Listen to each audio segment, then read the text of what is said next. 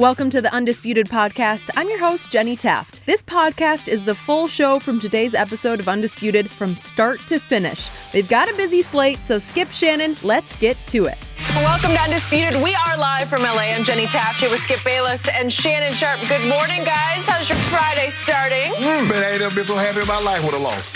Did you see Big Drum? Did you see Big Drum? Okay. Oh, okay. We got some. All I know is LeBron had better come off vacation pretty quickly or your team is going to fall right into the play-in tournament. Skip, I told you that. I told you that when he got hurt. You seem surprised. I told you that. Got hurt? Yeah, there you go. See, I knew you were going to do that. I knew you were going to do that bull job. I mean, you got AD back. You got a half of the puzzle at this point, Shannon. It's a start. I know it wasn't. We're going to talk about that game. I promise. We will talk about AD's return, but we have to discuss Tom Brady getting a little heated. It is fair to say that Tom Brady is not a fan of the new rule that allows several positions, including linebackers and defensive backs, to wear jersey numbers in the single digits. Brady first posted about it yesterday, saying in part, quote, "Good luck trying to block the right people now." He then followed it up with a second quote that was captioned, quote, "Dumb. Why not let the linemen wear whatever they want to? Why have numbers? Just have colored jerseys. Why not wear the same number? Dumb." Shannon, how surprised were you by Brady's reaction? I'm shocked, but it sounds like a guy that's played 22 years, Skip, and they're accustomed to having it a certain way. When I look at this, Skip, they do just fine in college, blocking the right guys. Linebackers have single-digit numbers, Skip. D linemen have single. How many times have we seen a lineman with number 6, number 2, number 1? Like, oh, no, wait a minute, that'd be cool. Skip, Tom, you played college football. I'm sure you've gone against guys, linebackers, that have single-digit numbers, D linemen that have single-digit numbers. Skip, the way you identify, you say you identify the mic. You study. Now, he says this is going to lead to bad football. You played in a pandemic. You had basically very limited mini camps. You had no preseason games. A lot of this was virtual. And the season went out without a hitch. So you mean to tell me guys changing numbers? So instead of maybe blocking a guy with a number 55 as a linebacker, you might block a guy that's number 8. Yeah. You might block a guy that's number 5. That's going to change the whole outlook. Skip, you study tape. Instead of 55 being the mic, number 5 is the mic. Okay, so you come to the line of scrimmage. 5 is Mike. 5 is Mike. That's it. Skip, Tom Brady and the offenses have benefited the most from rule changes over the last 20 years, more so than anybody. They've made it virtually impossible for the defense to, everybody's just going up and down the field. You can't hit the quarterback in the head. You can't hit him in the knee. You can't hit him below his waist. The defenseless receiver, Skip, the illegal contact, we're going to make sure we enforce it, the 5-yard contact rule. They put rules in place that made it very difficult, that made it very beneficial for the offense. Skip, this is a big old nothing. This is Tom Brady, the old man. Kids, get off my lawn. Mr. Brady, we're not hurting anything. I told you to get off my lawn. That's all this is, Skip. He got so upset about this, saying this is done. Good luck blocking the wrong people, so it's hard for me to believe that Tom Brady's had the level of success because he can identify jersey numbers. A 55 has always been linebackers. The single-digit numbers have always been wide receivers, quarterbacks. Come on, Tom. This is a big old nothing burger here. I'm talking about an absolute nothing. And he got this upset, saying good luck blocking the wrong people, the right people. Tom Brady, you way smarter than this. Come on now. I know that there's got to be something else going on here. Ain't no way Tom Brady got on IG and posted what he said because about a number change. And a whole lot of guys is not going to be able to change numbers, Skip, because like I told you, you'd have to buy the inventory. Excuse me, this year, if you want to change your number, you got to buy the inventory. They've already printed up all the jerseys for the season, Skip, except the rookies. Now, rookies are going to be able to come in and get whatever jersey number they want. And maybe if you're a lesser tier guy, Skip, and they ain't got a whole lot of numbered jerseys printed up for you. But if you were, say, Derrick Henry is 22. He was number 2 in college. He wanted to go to a single-digit number. Yep. That would be a whole different ball game. But Zeke wanted to go from, what is Zeke number, 21 to 15. Skip, that's a whole different ball game now. CeeDee Lamb would love to go from 88, which he did not want to wear, back to 2. 2, yes. Okay. Yes, and I sure wish we had it because I'd have definitely been a single. I'd have been number 2. You would have been? I would number 2, yes. Why? I wore number 2 in college. Oh, okay. I was always a single-digit number, Skip. I had 3 in high school, had 2 in college. I was 1 in preseason. and then I had to get 81, and then I transferred to 84. But when I was in Baltimore, I practiced in number 2. I wore number 82. But I think that would be cool. It would have been so cool. I know Time would have had number 2 because he was Deion Sanders. A lot of guys would have had that single-digit number, Skip. Okay. My turn. When I first read this, what was it, yesterday afternoon, I said, uh-oh, the guy I call Psycho Tom, the alter ego, he just got loose on the internet, right? I said... He might have been hacked, though.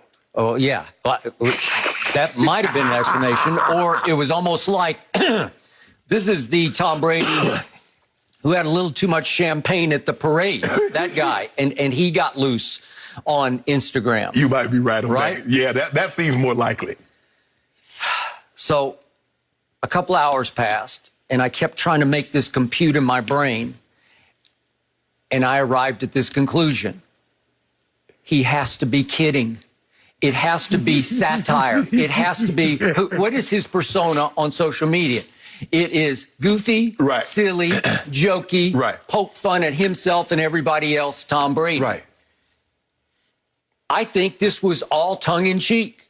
I believe that he took something that was actually very irrelevant. It was insignificant.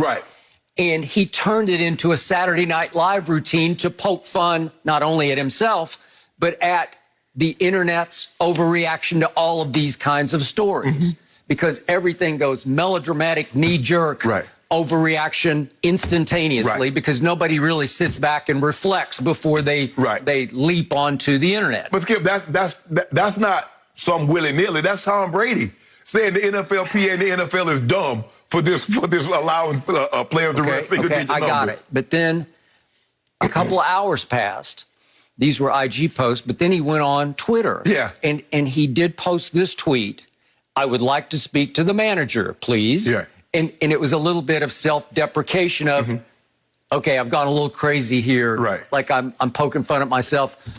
Could I see the manager, please? And now you're getting jokey, poking fun at yourself, right? Because to all of your points, the one guy who should care the least about the number changes is the GOAT. He is the one guy. We are talking about, I am not exaggerating, I'm not being jokey here. We are talking about football genius here. He's got it. Peyton had it. We can go back through time. Okay. We're talking genius level ability to see it before it happens. And it does not matter what number is attached to what figure that he's watching. And if anybody is going to memorize the new numbers, it's going to be this guy before the game. Maybe you could argue with me that if the Jets take Zach Wilson and they throw him into the fire in game 1 and there are all kinds of new numbers out there, which to your point, there won't be that many. But if there are, maybe Zach Wilson would be a little bit deer in headlights about it.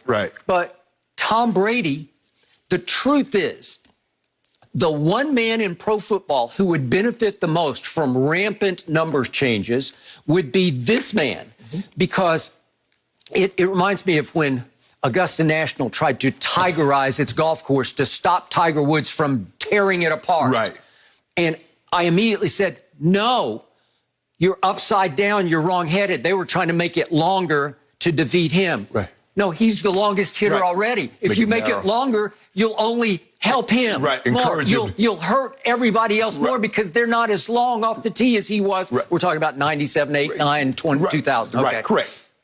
So the tigerizing was wrong-headed. Well, this would be a wrong-headed post by Brady because he should be applauding it because it could only benefit him. He just sees bodies. He doesn't care about the numbers. He is doing a snapshot pre-snap. And has anybody... No one's been better pre-snap than Tom Brady. Nobody. I don't think Peyton was, right? Why does Brady, after the bye week, did they finally put in a little motion? Little play action? Because the motion will dictate. It just identifies. It dictates. It forces the defense to show its cards. Okay? Are you man or are you zone? Or what are you? How are you going to play this one? Who's going to possibly come? Are you coming? He is the best. who's ever done this. So he doesn't care about what numbers. If a DB is now wearing 49, he doesn't care. Right. If a defensive lineman, a pass rusher with his hand in the dirt is wearing number 50, he doesn't care. Right. He will already know that. He'll know who that was already. Skip, it's not like a situation when I was growing up. If you had a good player and you know players' teams might be keying on him, we switch his number out. It didn't take him long to realize, oh, that's Sharpe. Skip, Aaron Donald is not going to all of a sudden show up with the number 12 and with his hand in the dirt. You talking about who is that defensive tackle for the Rams that's playing like Aaron Donald? Oh, that's Aaron Donald. Skip, it's not that big of a deal, Tom. So he goes all the way into to suggesting that football is dead because of this. Well, seriously, you know, when he says, this is going to make for a lot of bad football with an exclamation point. No, it's not. That has to be a joke. I'm sorry, he has to be kidding about all this. He's just laying it on as thick as possible to make fun of something that is fairly irrelevant. Right. And now, to the point that we're talking about the Cowboys' potential numbers changes. Right. This has been out there for at least a month. Yeah. Zeke has been posting him in the 15. The Photoshops of him in 15. Mm-hmm. CD has been posting about, please, God, give me back number 2. Right. I need it. I want it. Right. And by the way, just quick Cowboy point, if I might, as a Cowboy fanatic, I believe CD Lamb would play better in number 2 than he played in 88. He did not want to wear it. No. It never looked right to my eye on it. It was forced upon him. Because it is hallowed. Yeah. It is Drew Pearson. It is Michael Irvin. It is Des Bryant. And you can't do that to a young man who wore 2 at OU. Right. And remember, it was DeAndre Hopkins was his idol when he was growing up in the Houston area. Right. And he wanted to wear 10. 10, right. But he took 2 at OU. So maybe he'd want to go to 10. I don't know. But he had suggested on... Yeah, he'll go back probably to his college number. Wanted to go back Most guys would go back to their college number. Okay. And Zeke, there's something psychological. Numbers are powerful to me. Yeah, you could say, I read more into them. It's like otherworldly powerful. Skip, there's a reason why when Peyton went to the Broncos, he called the Trapuka family and asked him, that's true. That's a good point. Could he wear that number? There are a lot of guys. Jerry Rice called Steve Largent. When he went to Seattle, Skip, he called Steve. He said, Steve, do you mind if I take number 80?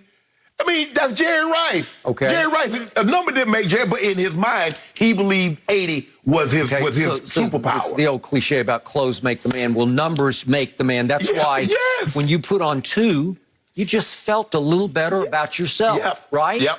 And when you stepped on the practice field in 2, you felt a little quicker, a little faster. Yes. Just a little more confident. Right. That's you. Right. That's your power is in 2. Yes. Well, if Zeke, who, as we keep talking about, is in decline for the last 5 years, his average rush yards per game has gone down until he hit bottom last year at only 65 yards a game.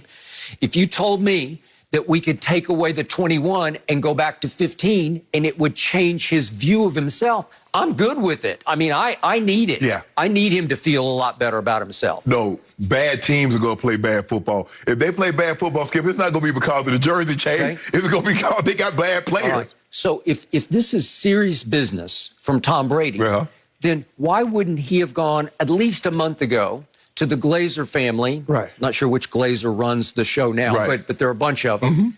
Go to the Glazer family, go to your GM, Todd Light, even go to Bruce Arians, your head coach, and say, this is just wrong. You have to put your foot down at the league meeting. You have to campaign. Or knowing Brady, he would say, I'll call in if you want me to. He's the GOAT. Right. He's the most respected figure in pro football as far as longevity and achievement goes. So you would make your case way ahead of the vote. You wouldn't let the vote happen and then say, football is ruined. You just wouldn't do it. You're smarter than that. Skip, but the NFL looking at it like, hold on. Now, if they get out these jerseys numbers, there are a lot of guys that's probably away the year, but that's new revenue. There's going to be a whole lot of new 15s and 2s and 5s. Skip, the NFL is a business, Skip. We try to make dollars. But, Tom, the majority... But don't you see, he would have made the stink early. He wouldn't have waited until after the fact. I don't believe it would have had any impact, Skip. But if you think about, Skip, think about the rules that's been instituted in the last 20 years. What position has been helped the most? The quarterback. Because what they allow the quarterbacks to do, Skip, they allow the quarterbacks to take the balls now. Skip, they didn't do that. They wouldn't let the quarterbacks have the ball and just, muddy them up and dirty them up, and you come in with a football that looks like it's been kicked around in the lot for 3 months.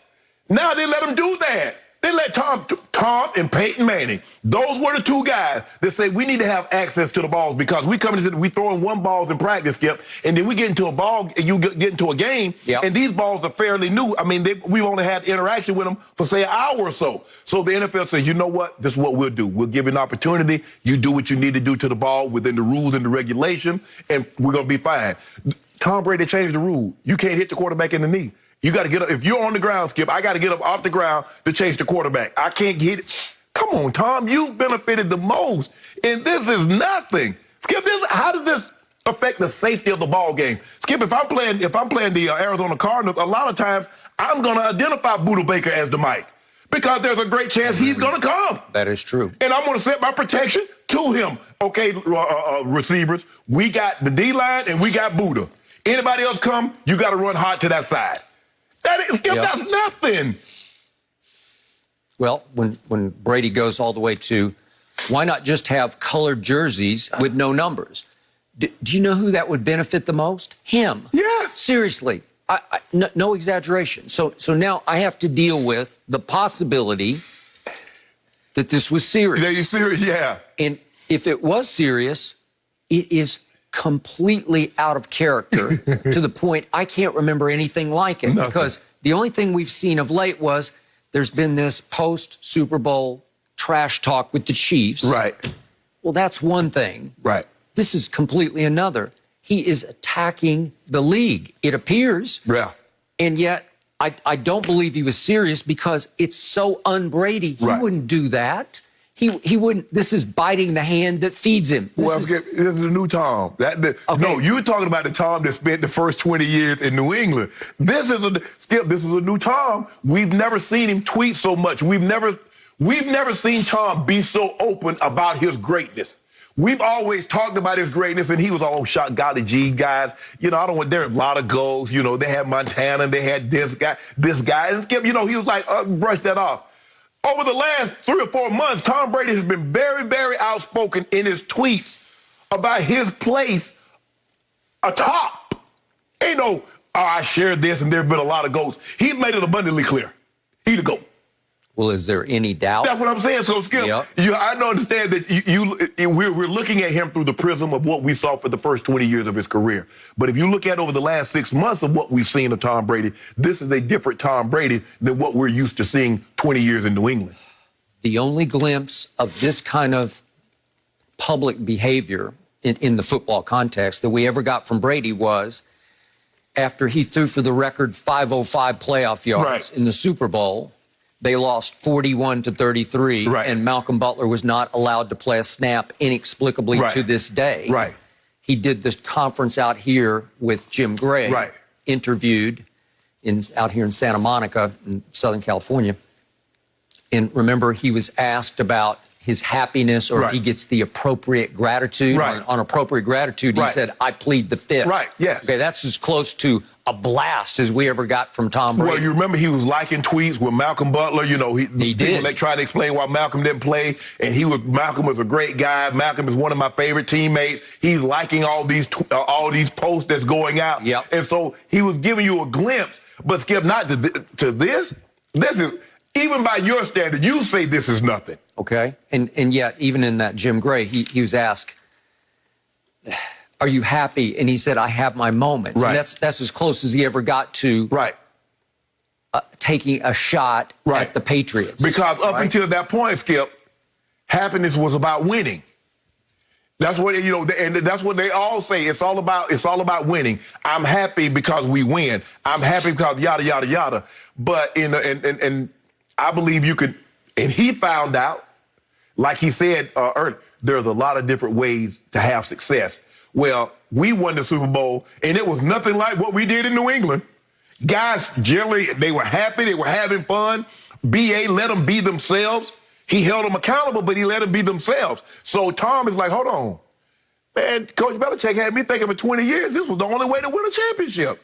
Couldn't say anything, couldn't tweet anything, got to walk straight and narrow. Everybody dressed alike, talk the same. So I'm not trying to blindly defend a guy that I often defend on the show, and Tom Brady, when I say he has to be kidding here. Right. He just has to be kidding. Because if he's not kidding, this is crazy talk that he posted. Very. This is borderline crackpot stuff where you've just lost it for a moment. And I always talk about the alter ego on the field, right. Psycho Tom. But Psycho Tom just goes crazy as a competitor. Right. He doesn't exist. He doesn't come out to play on the internet. Right. And he has to be tongue-in-cheek here. It has to be joking. Because, Skip, guess what? You're going to have preseason, so you'll know some of these numbers. You'll watch them. You'll watch these guys leading up to the week. Okay, so number 6 is the Mike. That's not Devin White. That's 45. So that's what everybody's going to have to do. You will know going into the game, Skip, who's the Mike, who's the Will, and so you'll set your protections accordingly. This is not anything new. It's not like we don't get a chance to watch tape. We're just going to show up and we don't know. Hold on. What's number 5 doing playing the middle backer? Who are you? That's not what's going to happen. Tom, you study. Tom studies tape more than anything. And I get it, Skip. For 20 years, 21 years, he's used to, 55, or this guy's normally a Mike. Okay, you just study tape. Instead of 55, 54, 59 being the Mike, it might be a single-digit number. That's not going to change the line's responsibility. That's not going to change what you're going to do with the football. It just changes the number that's playing the position. That's it. Which is why if you step back and really look hard at this, it's satire. He's kidding. You better hope he's kidding. He's kidding. So what if he comes out and say, I ain't kidding? I'm disappointed. I will be interested to see how he follows this up. And I don't know when the first time he'd actually be interviewed. I don't know, we're in the football context. Right. I don't know if there's some sort of OTA interview that he would do. Well, consider they were one of the first team to opt out of doing it, to showing up. So ain't no telling when they're going to show up, Skip. And even if they did show up, the media's not allowed to be there, so you wouldn't get anything. So you're probably talking about what, the mini camps? You're talking about late May, early June is the first chance you'll get an opportunity to hear him speak publicly. Maybe it's wishful thinking on my part, but I am waiting for the tweet or the post on IG that says April Fools on April 23rd. Yeah, right? Well, not speak publicly because he kind of spoke a little publicly after the parade. I mean, you kind of like that, but I'm saying his media availability. Right. I don't know. I really don't have the answer, but I do know I like this more open version of Tom that is tweeting more, sharing more. It's like we're getting a new sense of Remind me of somebody else I know be tweeting all the time. Who? I'm like, are you looking at me or you looking at someone across the way? Yeah, you. Me? All during the game, giving a play-by-play. Tweeting a lot. That's okay. You guys are supposed to do it. And everyone wants to know what both of you have to say about everything. No mercy. Anthony Davis returned to the court last night after missing 30 games. AD ended up playing 17 minutes but scored only 4 points on 2 of 10 shooting. Luka and the Mavs would beat the Lakers 115-110. And when asked about the injury after the game, AD said, quote, I didn't think about it one time tonight. So, Shannon, are you encouraged or discouraged by what you saw in AD's return? I'm encouraged. I like what I saw, Skip. It's hard. I mean, you're 9 weeks away from the game. He probably only been back on the court, say, the last 3 weeks getting up shots, Skip, because you say they wanted him to rest that calf, Achilles, or whatever it was that was going on. So he hasn't gotten up a whole lot of shots. And so you can tell he's probably fatigued. Easily get fatigued running up and down the court when you haven't run up and down the court like that for an extended period of time. But I like him and Drummond together, Skip. They're going to be a very good defensive team, even better defensive team, Skip, because that was one of the advantages that they had last year when they had JaVale, they had Dwight Howard, and when they had AD on the court with one of those guys on a given time. They're very good rim protectors. AD was challenging shots. Drummond had another 3 blocks last night. But I was encouraged with what I saw. Now, something interesting I heard AD said, he said, I really like the ball on the left block, but I got it the first couple of times on the right block. But once I got on the left block, I felt more comfortable. So I think that's something that he needs to relay to Vogues. Vogues, if you'll get it to me early like that, let me get it on the left block. Who's Vogues? I don't even know. You know who Vogues is? I don't know Frank Vogel. Oh, the coach. He's now Vogues. You know what? You need to stop, Skip. You know exactly who I was talking about. Yeah. But I was really encouraged. I like what I saw last night. I thought KCP has been playing unbelievable, Skip. Yes, I'll give you that. Dennis Schroeder played extremely well last night. And Drum, You know who drum is, right? Oh, you mean the big penguin? Yeah. In 30 minutes, what'd he give us? He gave us 14 and 19 and 30. Now, can you imagine with Bron back? Bron back in that rhythm, AD in rhythm, and Drummond eating all that? Because all the eyes going to be on those two guys. So what it allowed him to do is just get on the board. Just get on the board. Just get them all. Skip, you in trouble. All I need Bron to do is to come back, give me 1 week before the season over to knock off that rust. Good night. I mean, just think about it. If you one of the top seeds, you Utah, you Phoenix, you the Clippers, and you fought so hard to get one of these top seeds, and lo and behold, you got to meet your destiny. You got to make your destiny. I would love that. Woo! Skip, it hurts so bad to go out in the first round for you, the Clippers. I can't wait. Okay, I would love to see it in the first round because you would be exiting so quickly and you would be so devastated about the force that's about to hit you right between the eyes coming right up out of the basement. You know what you're going to do? Yeah. Can I speak to the manager? Yeah, I would not.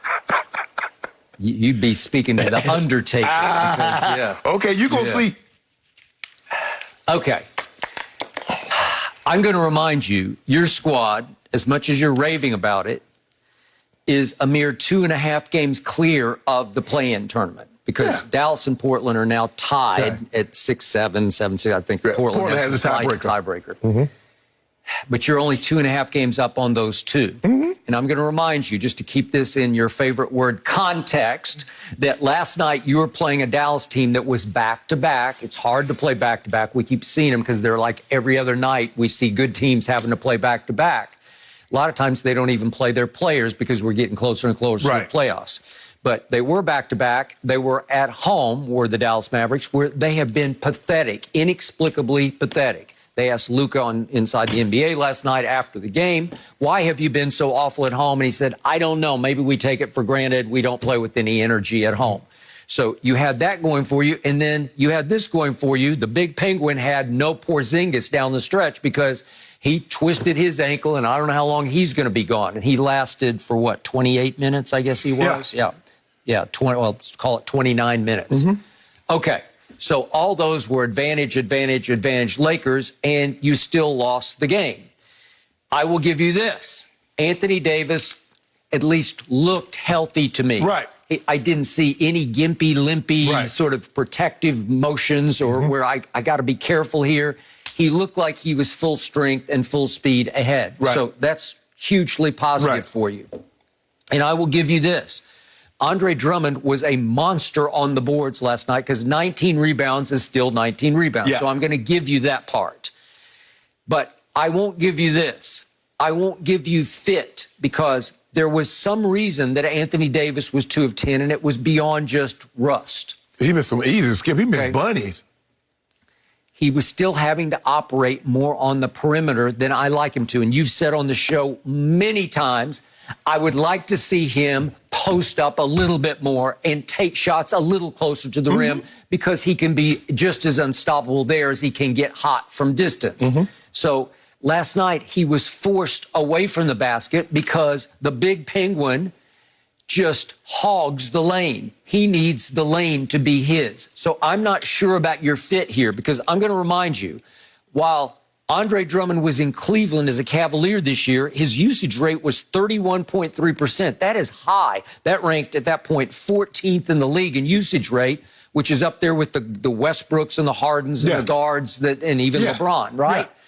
Because he can be a ball stopper and a ball eater, and he can be the guy who is just a lane clogger because he's so big in sheer presence. He's more of a football than a basketball body.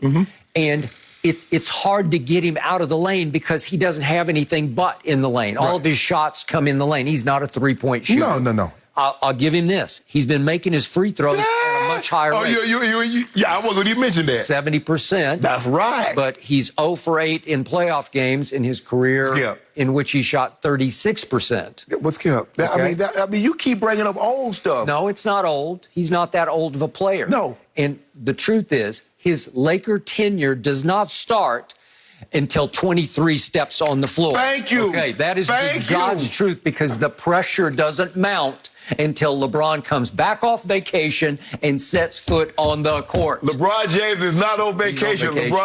They shut him down. They said, you just got to take some time off.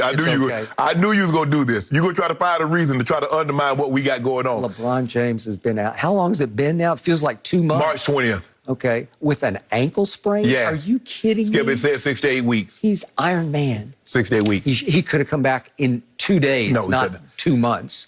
Skip, you saw AD miss some bunnies. AD missed 2 free throws. He missed his free throws. Yeah, that's what I'm saying. Okay. So he missed some bunnies. Where were his shots? No, he had some. They're all mid-range. They're going out to. He took 1-3 and missed that. But AD has that kind of capabilities. We saw him spinning, go baseline, get a nice little float on the baseline.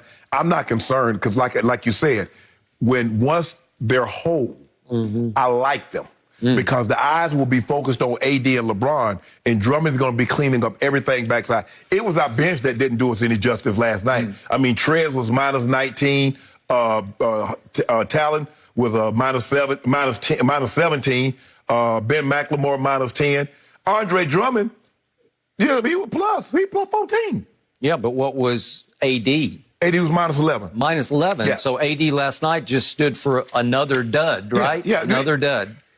I'm okay with that. I'm okay. He got out there. He wasn't favoring the ankle. Those shots will come. Once he gets into a better rhythm, AD will be just fine. But I love what I'm seeing from KCP. Pulling up on the break, in that them corner threes, that's money. Dennis Schroeder now. A lot of times, Skip, guys get to play freer because LeBron's not there. You know, you're going to get more opportunities. That was the best game Schroeder has played as a Laker last night. And KCP. So you're just shooting the lights out, and you lost at Dallas. And just for context here, I'm going to remind everybody that the Los Angeles Lakers, the defending champs, now rank 21st in the NBA in three-point shooting, not to mention they're 25th in free throw shooting. Both can be crucial, obviously, in the postseason. They were the same place last year. They were the same place last year. And how did it affect them? It affected them so much, at May 12th, we're going to raise the banner. Would you like to go? Number 1 in three-point shooting right now in the entire NBA is the Clippers at 42% as a team. As a team, they're 42%. As a team, you are all the way down at 35.6%. The Clippers as a team are making 83.4% of their free throws. That far and away leads the NBA. Well, that was another thing that got the Lakers in trouble last night. They kept putting the Mavericks on the foul line. They attempted 36 more. I mean, they had 36 to the Lakers 17. Now, the Lakers were good last night making free throws, 14 to 17. They just didn't shoot enough. You rank 25th in free throw shooting. So let's not do one game, little aberration, prisoner of moment. And then I will give you this. The big penguin is going to help your rebounding some. But the Clippers rank 5th in rebounds, and you currently rank 7th in rebounds. So the Clippers can really rebound it. I'm going to give you this. But, Skip, we've been playing. Think about it. We've been playing with 2 guys. One guy averages 8.5. The other guy averages 8 rebounds a game. So y'all had everybody in there. Once we get those 2 guys back in the lineup, along with Big Drum, we're going to catapult right to the top. You'll see. You know what? I'm tired of explaining myself to you because you make me repeat myself over and over, and I feel like I'm putting this record on repeat. We're going to show you. Your head is hard. So the only way to show you is that when we keep going. I will give you this. You still rank number 1 in defensive efficiency, even without AD and LeBron. But guess who's now moved all the way up to 10th and really is playing top 5 defense? It would be the LA Clippers, the team in the basement, the team that has now won 10 of its last 11 games. And if they did, let's just say, by chance, meet in the first round, it would be the number 1 defense against the team that is about to set the all-time record for offensive efficiency in the NBA. All-time record, the Clippers. And what they get, and the teams that held that record, how many championships did they win? Because the Dallas Mavericks had that record last year. There have been a lot of teams. The Phoenix Suns. How many championships for the Phoenix Suns? How many championships for the Dallas Mavericks? Oh, that many. The Clippers' calling card will ultimately be defense because they got the 2 best defensive wings. You love to hear that. And they can't do anything with AD and Bron. You know that, Skip. We go through this every year about this time. You keep hyping Kawhi. You keep hyping Paul George. You know they can't see AD and Bron. And finally, the case closer. I got Rondo, and you don't got Rondo. Dennis the Menace. I got Rondo. You want who's better? Who's more valuable in the postseason? Dennis the Menace. Yeah, I got Dennis the Menace. You know it, and you know it. I got him. I got a quarterback. I got a coach on the floor. I got a leader who is zero tolerance, who will take nothing off nobody, including from Kawhi or Paul George. He will keep them between the lines and motivated and no excuses. Who you want right now, Rondo or LeBron? Who you want right now, Rondo or LeBron? I want Rondo on the Clippers because that's exactly what the doctor ordered. This is the final piece to the championship puzzle. You know it, and I know it. Because the most valuable player, the most unsung, most valuable to you in the bubble was Rondo. Skip, this is what the doctor created with LeBron. So he ordered that for you, but we created this. You're going to see your head hard. You know, you got to learn a lesson. You're going to learn your lesson the hard way. Nope. And then guess what? He took a break in the middle of the season. He got rest. He needed it. No, he didn't. He needed it. At one point, he was leading the league in minutes played. What is that? That's insane. Skip, the man play basketball. That's what we do. What about your guy with the foot? What about your guy with the foot? He's just taking a few days. He's resting. He needs to rest. What about Paul George? Need to rest too. Hey, Paul, don't rested the other night. Everybody rested, and they still don't won. use all those games up. You know, you got 6 of your last 7, averaging 30, shooting 50% and 49 from the 3. Don't use all those up. You better save something for the playoffs. Shannon, you better lock into what's happening in the basement because since Rondo got there, they're invincible. It looked like Paul George, one of them guys, he's stranded on the island, drank all his water the first day. And then what? Just drink that drink seawater. Yes, it's okay. Drink seawater. Okay. Because he's amphibian. Okay. You going to see. Can I just point out, resting and injury are very different things. Yeah. They're very different. I don't think we can use them the same. Okay, hopefully back soon as well, Shannon. We're going to move on. Talk a little bit about Skip's Cowboys. Jerry Jones, plenty to say. So get this. Jones isn't hiding his infatuation with Florida tight end Kyle Pitts in the upcoming NFL draft. Yesterday, the Cowboys released a portion of the conversation between the two, and Jerry told Pitts, quote, "Boy, I'll tell you what, I'm excited to have you come into this league. And man, what a pair-up we could do with old Dak Prescott and some of these guys that we've got out there with options to get you the ball. So we can dream of visions of sugar plums around here." That was my best impression of how he would say it. Shannon, what is going on here? This is classic Jerry. This is Jerry being about Jerry. Skip, I'm a firm believer that Jerry is about showing box office, and he'd rather have a high-flying offense, kind of like the 2007 Patriots, or like what the Broncos put on the field, even Kansas City, as opposed to a championship. He knows he doesn't need Kyle Pitts. He knows he needs defensive guys. He's had an outstanding offense. It's not his problem, but it's his inability to stop the other team has been his problem. But he doesn't want that, Skip. Jerry Jones would love to be involved in ball games like they saw last year, Skip. It come down to the wire, box office. They're down 15, they're down 20 points, and Dak brings them back. And even if they lose, boy, that was an exciting football, wasn't it? I like what we made of. That's what Jerry is, Skip. You think Jerry Jones is the only team? The Cowboys are the only team that's talked to Kyle Pitts? Most of the other teams, they just didn't put a video together and release it so everybody could see it. Normally what happens, the head coach would speak to him, the general manager, vice president of operations, VP, he would speak to him, and that's it. But this is about Jerry. Because Jerry does everything. Jerry's the coach, Jerry's the general manager, Jerry's the VP. So this is what Jerry does. Unfortunately, he's not going to be there at 10. Kyle Pitts is not going to be there at 10. And even if he was, you don't need him. You need defense, Jerry. If Micah Parsons is there, if Pat Surtain II is there, that's what you need. But, hey, Jerry knows, he forgets just how good the defenses were. Skip, I think because you had the triplets.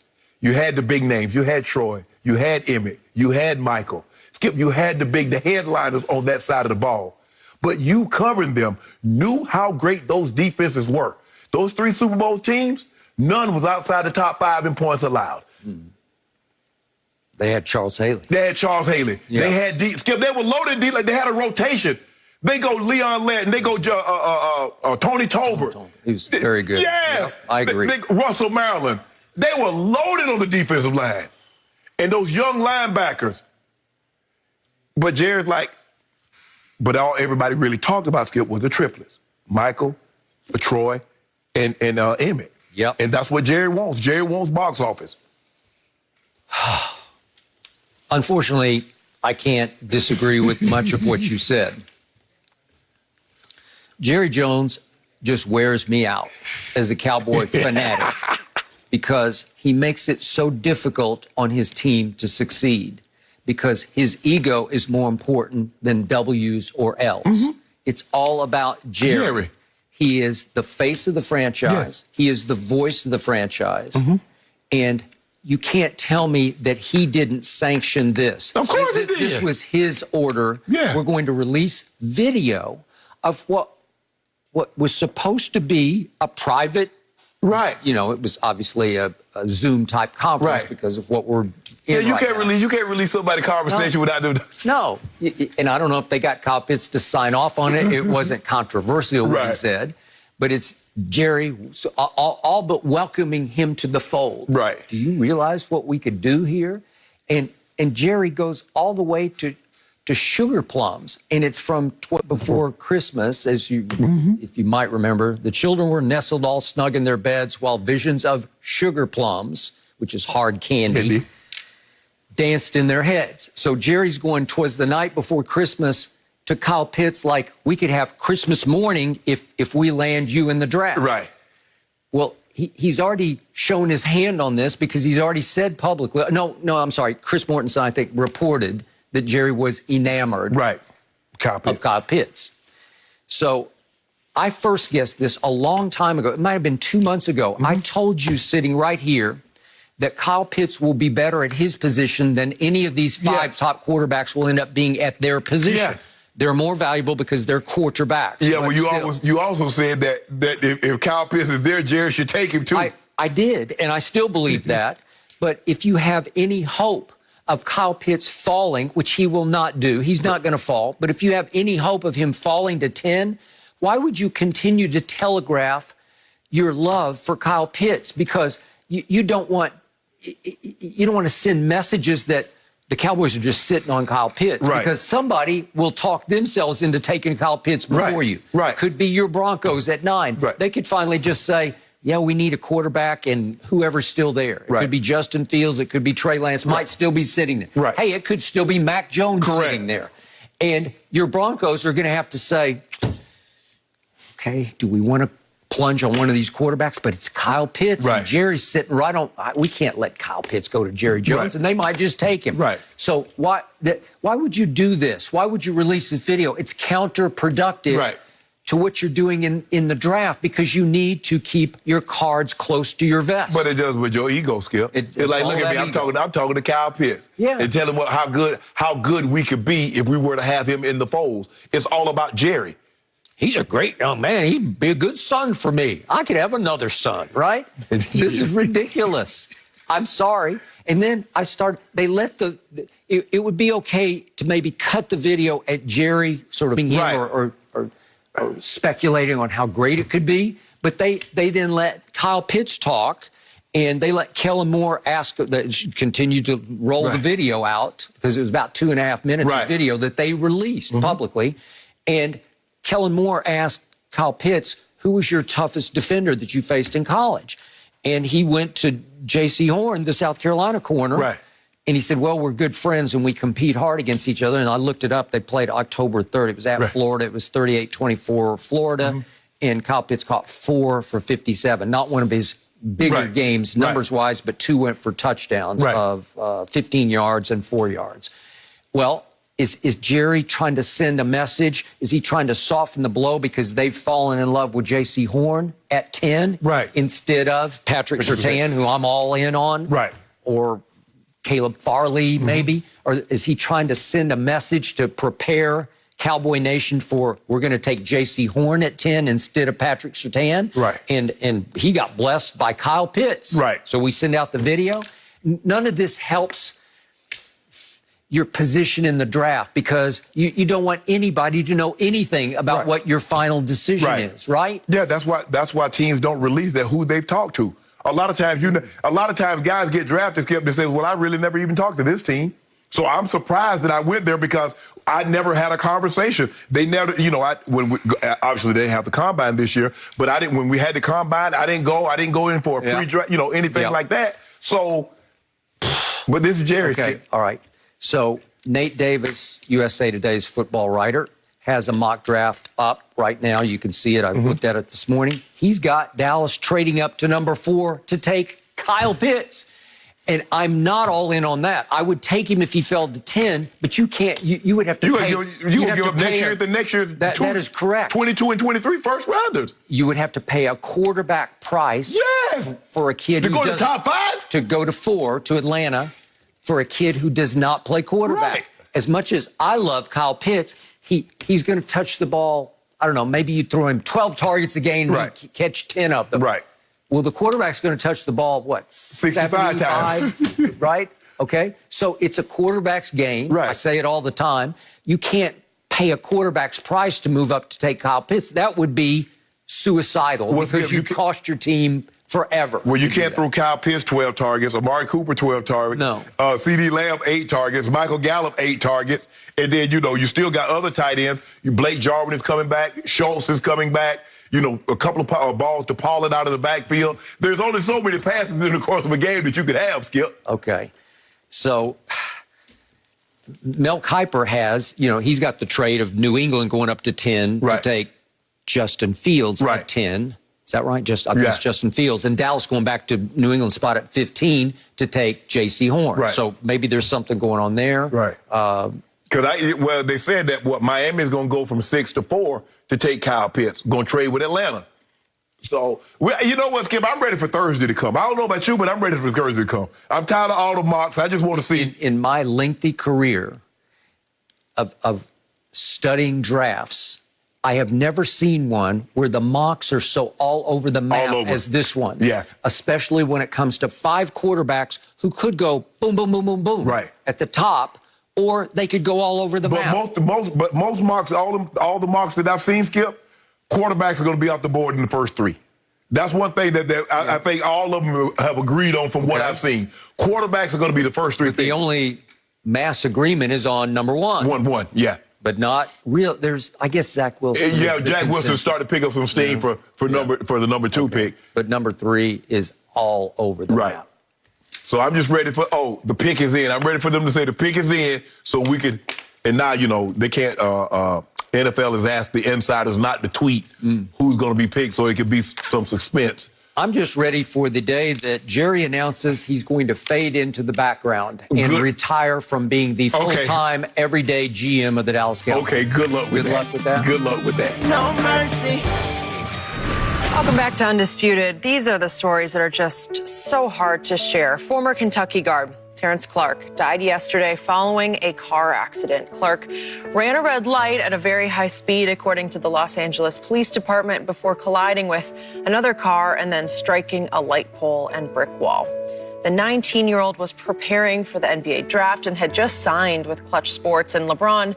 He posted a picture of Clarke with the caption, "Rest in paradise, nephew." And Celtics head coach Brad Stevens got emotional talking about the passing of the Boston area native. Take a listen. To be honest, as I was walking down the hallway, I just heard this news about Terrence Clarke, and not sure how much I'd want to talk about the game when you consider it a Boston kid. You know, I don't know what's real yet. I have not heard anything confirmed, but I've read what you've read, and you know, those kids are important to us here. And even though I didn't, you know, I've never met him, you know, my son looks up to him, and hard to talk about a basketball game. Absolutely heartbreaking. Shannon, your thoughts? It's tough. A young man that had such a bright, promising future ahead of him. And, Skip, when you're young, 19, we've all been 19, you do things and you're like, you don't think anything can happen. You think you're invincible at 19. You really do. You take risks that if you're able to live to tell about it, you're like, I actually did that? I mean, I could have killed myself, could have killed someone else. I was just talking to someone, I was talking to Rich Paul about a project he and I was thinking about doing. And he was just talking about the kid yesterday, Skip. Just talking about it. Really? Yes, just Just talking about the kid, and now this, and then you read how it happened. Well, he had just signed with Clutch. Yes. The day before. Yep, just the day before. And Boston, the kid that was, I think he was Bronny's teammate out here at Sierra Canyon, was behind him, the car. And like I said, Skip, it just you just think you got time. You just think that, and it's just so sad that 19 years old, that a mom is going to have to, parents not supposed to bury children. It's supposed to be the other way around. Yep. And I can just imagine how his mom feels, how his family feels, grieving the process, all his friends and family. But this really could have been abortable. This was an abortable situation. So just think about that, young men, women, that you're not invincible. I know you think you have youth and you have all that on your side, but life is so fragile. And in the blink of an eye, in an instant, it's gone. So it's my heart breaks. My heart breaks for his family and for him, and just what could have been. Just what could have been. So when I read this last night, I sat back and shook my head. Such a tragedy. He's on the verge, was on the verge of the rest of his life. He was about to start. Yep. Obviously, he was a top recruit at Kentucky. Had a rough year there because he got hurt early. Right. He had one big game against Georgia Tech. He scored 22 in that one. He's a 6'7", sort of wing slash point guard.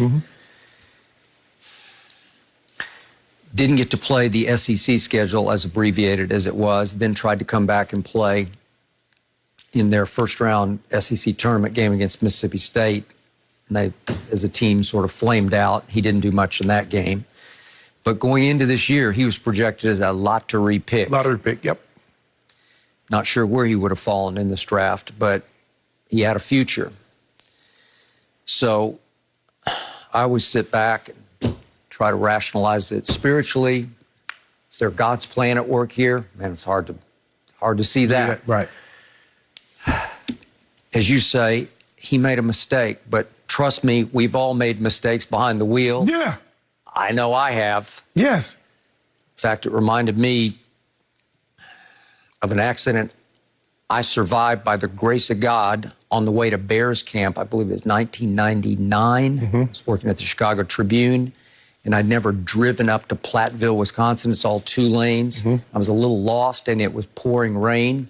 And there was a stop sign on a 2-lane highway that I did not see, that they later put up a flashing yellow light just because they'd had accidents there before. And I took it broadside from a semi. Wow. With no seatbelt on because I had just stopped to get something to drink in whatever small town it was. And I hadn't yet fastened my seatbelt, and it was reported his was not secured in his car. Right. And I got T-boned and walked away from it with scratches. By the grace of God, I don't know how. Right. I got an airbag in the face. I got scratched by the airbag, and that was all. That was it. Yeah. And so I made a mistake that he made, and I was just blessed or lucky or whatever you want to say. You lived to tell about it. I lived to tell, and he did not live to tell. A lot of people make a similar mistake and live to tell. You end up escaping death, because that's what it is. I was a little older, Skip, coming back from Daytona Black College weekend, and I was on 95 headed back to Savannah. I was going 108. And I saw the police. I was like, you on the other side, you can't do anything. I kept it going. I got down the road about 3 miles. They had about 7 troopers. And I'm like, and I thought to myself, and when I called my brother and told him, because the insurance was in his name, I called him and told him, I said, bro, I got stopped. He said, well, how fast were you going? I said, I was going 100. I said, I got 2 tickets. I said, they stopped me going 108, and they stopped me going 92. He said, bro, I'm not upset. He said, yeah, you could have hurt yourself. I said, yeah. He said, yeah, you could have killed yourself. But he said, if you kill yourself, what do you think it would have done to Granny? Yeah, great point. That's when it registered. That's when it dawned on me, Skip. It wasn't about me. Because, yeah, my life is gone, but for all intents and purposes, it would have ruined my grandmother's life also. Yep. So his mom, 19, Skip? 19. And his mom's like, oh, it's just devastating. That's a hole that can't be repaired. Nope. So my wife, Ernestine, reminds me on a daily basis when I get all worked up about this or that or the other. Right. Just let it go. Yep. That's Enjoy the day because you're living and breathing another day in the sunshine. Yep. Just embrace the day because you never know about the next day. Yep. You got your greatest blessing. Yep. You woke up this morning in your right mind and you had use of your limbs. My sister tell me that all the time. She says, Shannon, it's not that big of a deal in the grand scheme of things. My sister's very, very religious. She says, Shannon, you don't realize how blessed and how blessed you are. She's like, all that other stuff is incidental. You woke up this morning. Think about how many people that didn't get that opportunity. Oh, my heart is breaking. The Clarke family, we're thinking about you. We're praying for you, and we are so sorry for your loss. No mercy. Got some NFC East news for you. New Eagles head coach Nick Sirianni said earlier this week that one of his cornerstones is competition and told reporters how he's using that while scouting. Sirianni said he plays rock, paper, scissors with draft prospects as a way to see if they have competitive edge or not.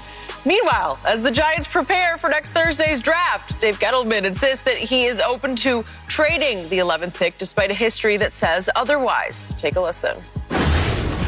I've tried in the past. Honest, I've tried to trade back, but it's going to be value. I'm not getting fleeced. I refuse to do it. And if, somebody wants to make a bad trade back, God bless them. All right, Skip, I need your reaction to both of these stories here. Shannon Sharpe. Yep. There was a time back in the 1980s and 1990s when the NFC East was the division in pro football. You know it, and I know it. It was hallowed. It was sacred. It was filled with the cornerstones of the National Football League. Honestly, my division, my Cowboys division, has turned into a clown show. Yeah, you're laughing. It's a clown show. It's a clown show. Yeah, I'm laughing. Seriously. Yeah. These other teams are now making Jerry Jones sound like the voice of reason in the NFC East, and I'm not exaggerating that. Let's start with Dave Gettleman. Every time I see him on television, every time I see the sound bites, it's clownish to me because he's a Jerry Jones wannabe. It's egomaniacal. It's look at me. It's all about me, me, me. And he's always trying to do something that will make the New York media, or in his previous regime back in Carolina, say, wow, look at him. Look what he did. He must know something nobody does. He took Daniel Jones. Is that ever going to pay off? I don't think so. He's been a little better than I thought, but he's not that guy. Right. He hired Joe Judge. He was the special teams assistant under Bill Belichick. Really? He had zero, obviously, head coaching. That might pay off better than Daniel Jones, though. It might, but it's such a shot in the dark to me. Mm-hmm. And then young Nick Sirianni, still 39 years of age. Remember, the Eagles hired him. He had zero head coaching experience and really zero coordinating experience because he was under a guy, Frank Reich, who's clearly calling the plays and coordinating the offense because that's who he is and what he does. Correct. And what he did for the Eagles. Correct. Okay, so what qualifies Nick Sirianni to be the head coach of the Philadelphia Eagles? Nothing to me. And so I watched this goofy soundbite 2 days ago in which he's saying, yeah, I challenge them. We play rock, paper, scissors. With potential draft picks, you're going to find out how competitive they are. You're actually, I don't know if he's kidding or not. He said, we also watch Jeopardy together. He threw that in there. Jeopardy. See if they compete during Jeopardy. Well, we love Jeopardy, but I don't think I would try to test a draft pick watching Jeopardy. I'm about to invest millions of dollars in the guy, or whether or not he know what potent potables are. Okay. Nah, I'm good. Or if he'll compete with me. Right. On these categories. You better watch the tape. What does the tape say? Do you know Shakespeare? I don't know. Does it matter? No, it doesn't matter. Which brings me to Washington. And I have more respect for Washington right now than I do for the other two. But the owner, the longtime owner of the Washington Redskins, is always embroiled in some controversy or some allegation or scandal or something. Something is always going on with Daniel Snyder. They want him out. But no, he wins the power struggle, and he's still in. And for years and years, he fought to keep that infamous nickname of the Washington now football team. Right. Can you trust them? I have respect for his head coach, but remember what recently happened in Sports Illustrated. Alex Smith, who obviously just recently retired, went on the record with Sports Illustrated that Ron Rivera and the coaching staff tried to sabotage his rehab as he came back from all those surgeries to be the comeback player. Yeah, I just read something yesterday, Skip, about, and he's still going off, even though he retired. Still going off. So they had him going over bags and everything, so they tried to break him. Yeah, that they were patronizing to him, make him do things that were beneath his dignity. Right. This is Alex Smith doing this. He is one of the more respected and beloved quarterbacks in the league. Right. Am I right? Yeah. And he's taking those shots at Ron Rivera and staff? Right. Wow. So I love what they did with Curtis Samuel. Have nothing but high respect. I give you kudos for that. I thought Adam Humphries was a nice pickup, and definitely William Jackson III. He is a big-time corner to me from the Bengals. So I give you off-season maneuvers, except at quarterback. You're still hamstrung because you don't love Ryan Fitzpatrick. You think he's a roller coaster ride. He absolutely is. He's up one year and then way, way down the next year. Well, this is going to be the down year because you also gave some money to Taylor Heineke, who has one game on his resume for his life. It was a good game. And it was a good game against those Tampa Bay Buccaneers. But they still have Kyle Allen. They still have Steven Montez. And I don't know who the quarterback is. Maybe it'll be pick one out of the hat each Sunday. Not sure about that. So do I fear the Washington quarterback situation? Not really. Is Fitzmagic possible? Does he have potential to rise up and beat my Cowboys a couple times? I'm sure he does.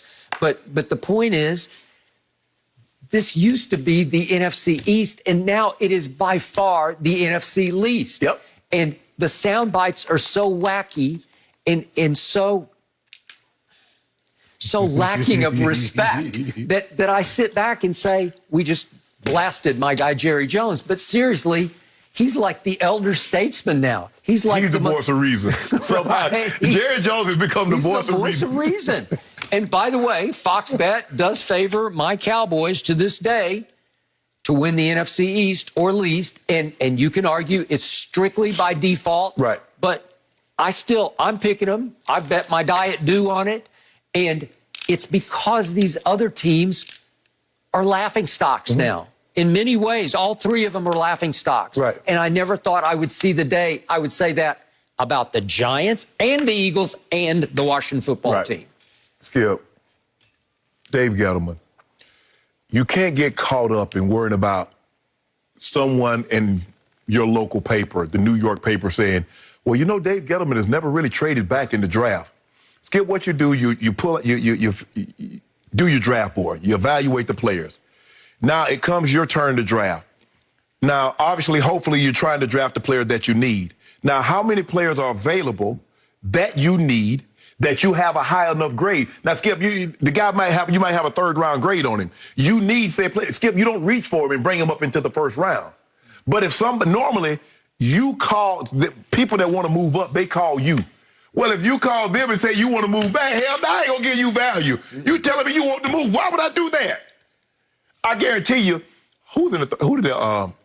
Miami. I guarantee you Miami did not call San Francisco and say, you know what, guys, we're looking to move at the third slot. What y'all going to give us for it? No. Miami got on the phone. Somebody got on the phone and called, Kyle Shanahan called Miami. They called.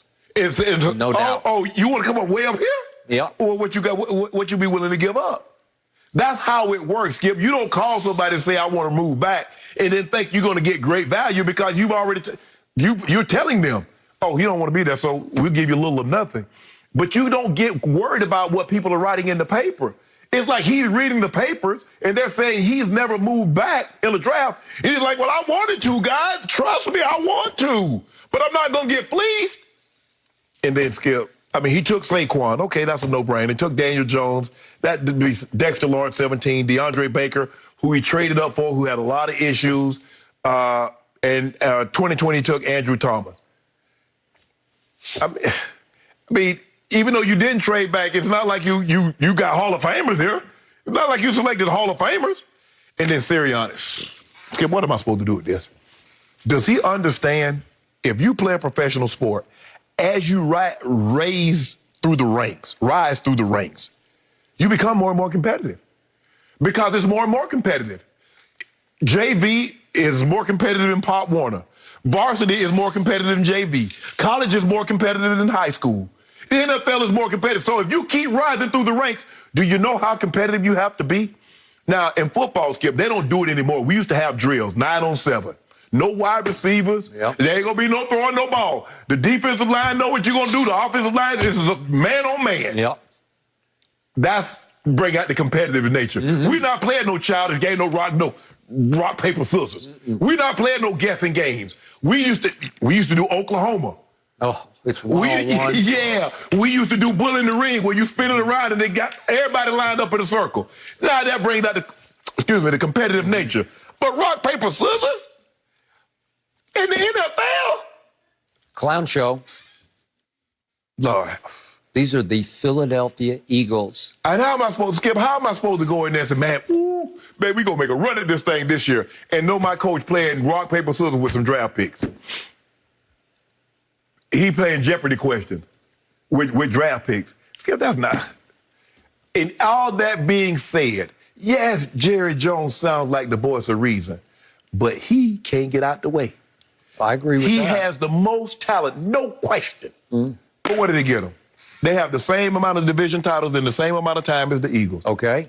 And do we both agree that this is the worst division in pro football? Oh, yeah. And it's not even close. Yeah. Right? Yeah.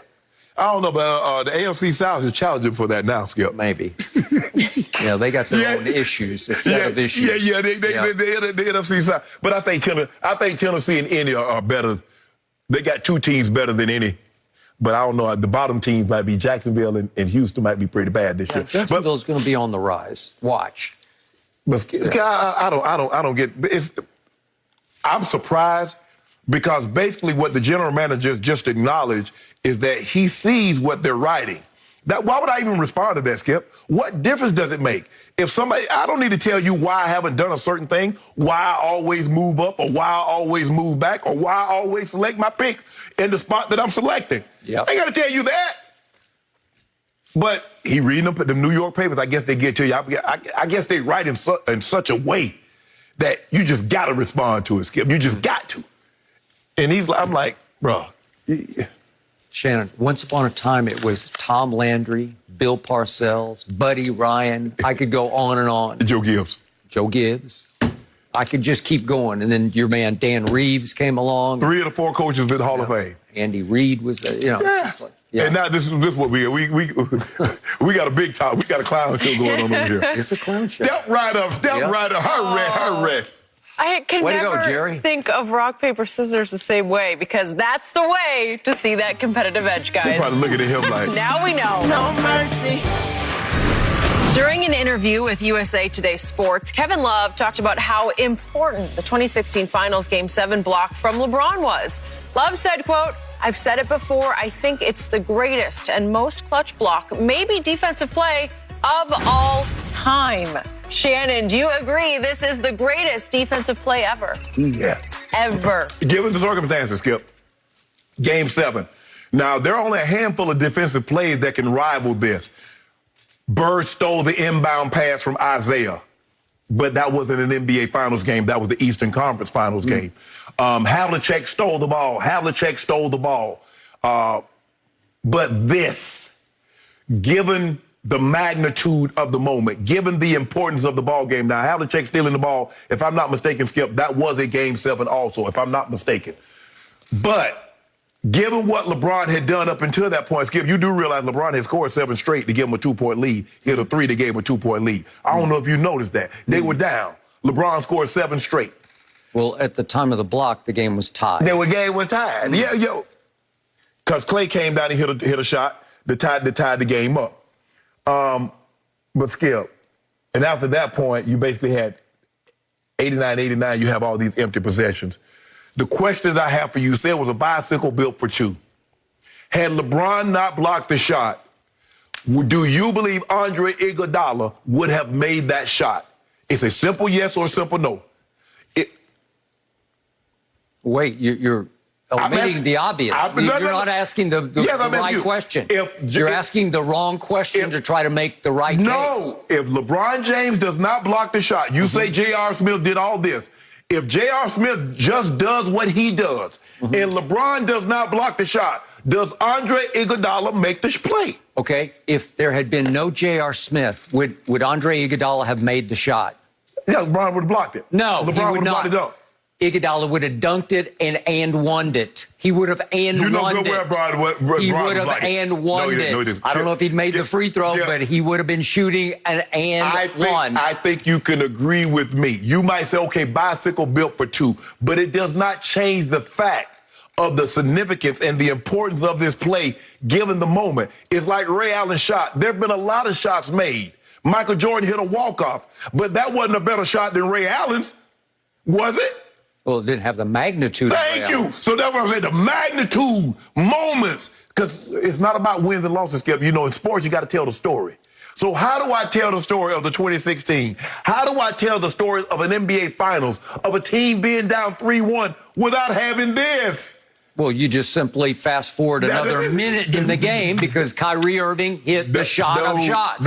Kyrie said, I'm sick and tired of everybody missing shots, including LeBron. I'm going to make one. And he made one. So we disregard the 7 points that LeBron scored to give him a 2-point lead. This is it. That's the shot. That's the moment of the 2016 Finals. That's the deal closer. I didn't say that Kyrie's shot was not great. I didn't say that. But Kevin Love said, as for a defensive play, this is the greatest defensive play in NBA history. And it is, given the moment, given the magnitude of the moment. Game 7 of an NBA Finals, of a game being tied, you don't get any bigger than that. Ray Allen's shot, dude, the moment, it's over. He misses it, it's over. To backpedal, to hit that shot, to tie it, that's the biggest shot in NBA history. I've said that. So? The greatest block in NBA history. You saw it. Oh, okay.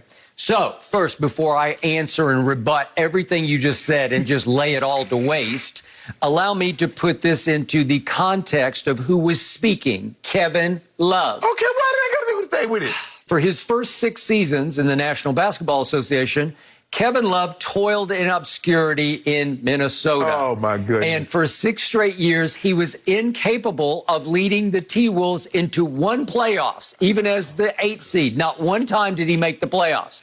Then LeBron went to Cleveland, and Kevin was blessed to be able to go to Cleveland as LeBron was, quote-unquote, coming home to join Kyrie and Kevin Love. And he was a valuable piece to that championship puzzle. I will give you that. So for the 4 seasons he played with LeBron, a lot of great things happened.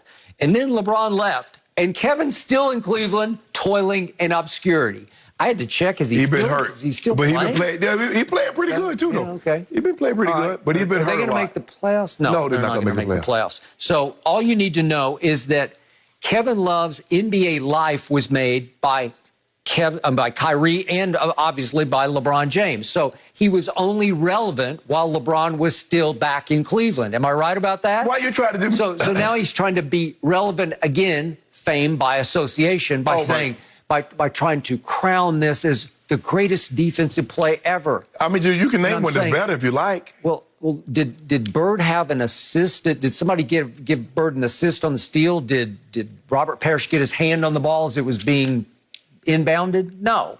Right?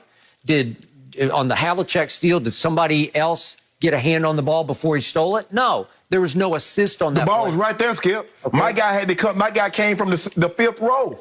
Obviously, as I proclaimed many moons ago, this is a bicycle built for 2. LeBron is going along for the ride. It is a chase down block.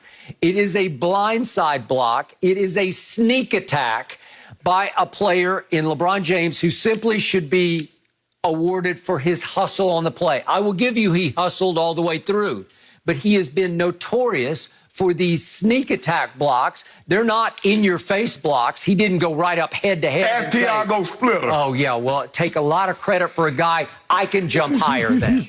And what happened was, if we could see it again, JR cuts him off at the path. He cuts in and makes him hesitate and say, ooh, I can't dunk this. I got to pull up, I got to slow up, and I got to try to lay it up off the glass. The only way LeBron is going to get this is if he tries to lay it up off the glass. And it was very close to a goaltend off the glass. It was very close. Timed it just right. Okay.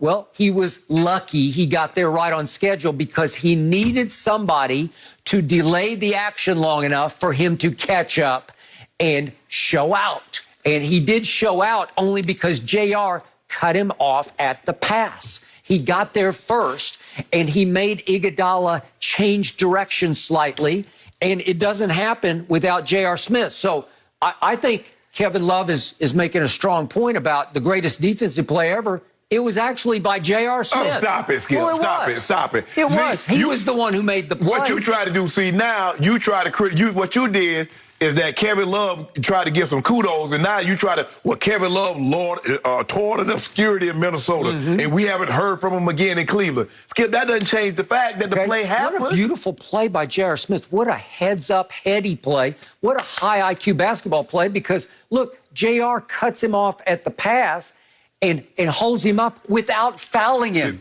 Most players would just foul him. And LeBron went up with, let me ask you a question, Skip. What's the greatest defensive play in the NFL history?